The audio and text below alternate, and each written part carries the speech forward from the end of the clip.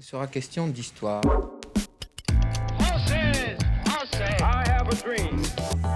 Je suis contre la peine de mort.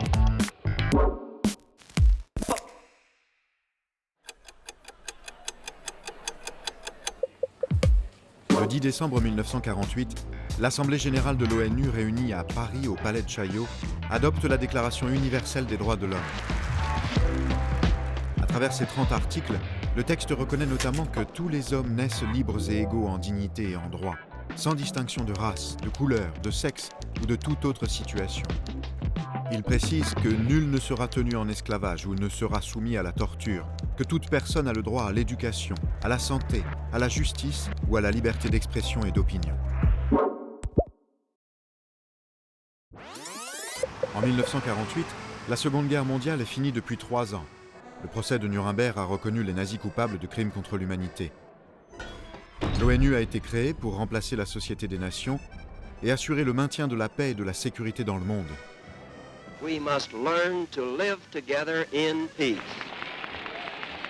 Les pays tentent de se reconstruire et les hommes essaient de recommencer à vivre. Mais le traumatisme est immense. L'horreur reste gravée dans les mémoires et l'enfer se reflète encore dans les yeux des rescapés. Jamais la valeur humaine n'avait été méprisée à ce point. Le pire traitement qu'un homme peut infliger à un autre homme, c'est pas de le tuer, mais c'est de le nier en tant que personne.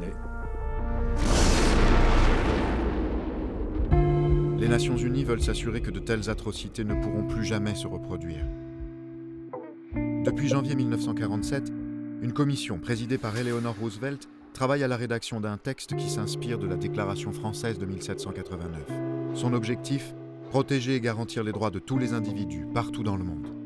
Parmi les auteurs, originaire de 8 pays différents, le français René Cassin est l'un de ses principaux artisans. Il insiste notamment pour que le texte soit qualifié d'universel et non d'international, afin de transcender les intérêts des nations. Notre déclaration se présente comme la plus vigoureuse, la plus nécessaire des protestations de l'humanité contre les atrocités et les oppressions dont tant de millions d'êtres humains ont été victimes à travers les siècles et plus particulièrement pendant et entre les deux guerres. Le 10 décembre 1948, elle est présentée devant les Nations Unies et adoptée par 48 voix sur 56. Aucun pays ne se prononce contre la déclaration, mais ils sont 8 à s'abstenir.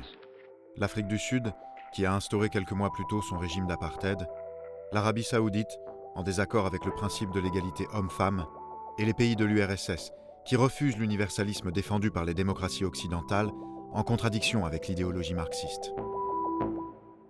Mais derrière le refus de l'URSS se cachent des tensions de plus en plus vives dans un monde devenu bipolaire.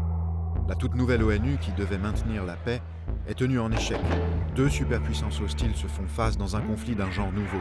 C'est la guerre froide.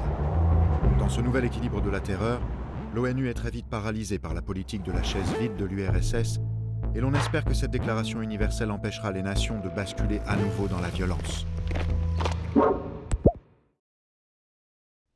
Si la Déclaration universelle des droits de l'homme a une immense portée symbolique, elle n'a cependant aucune valeur juridique. Elle est ainsi définie comme un idéal à atteindre par tous les peuples et toutes les nations. Cette déclaration, c'est un texte que l'on invoque souvent, qu'on ne lit jamais et que l'on applique trop peu.